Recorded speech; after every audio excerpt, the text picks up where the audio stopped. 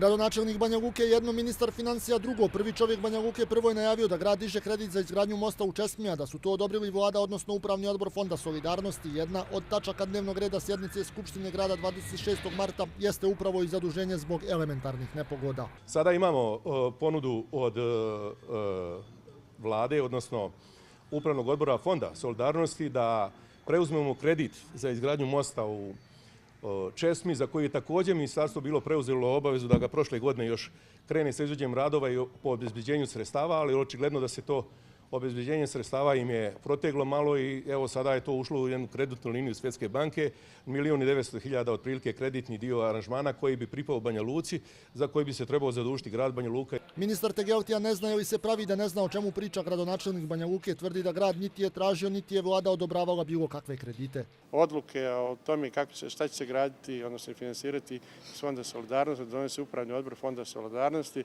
a upravni odbor Fonda solidarnosti pored ministara i predsjednice vlade nalaze se i načelnici, gradonačelnici opština, predstavnici medija i predstavnici UNDP-a. Da li će se donijeti odluka za gradnju mosta u Česmi iz Fonda solidarnosti, to ćemo tek da vidimo u nekom budućem vremenskom periodu. Očigledno da različite informacije dolaze iz grada i vlade. Očigledno, ili vi različito ih prenosite.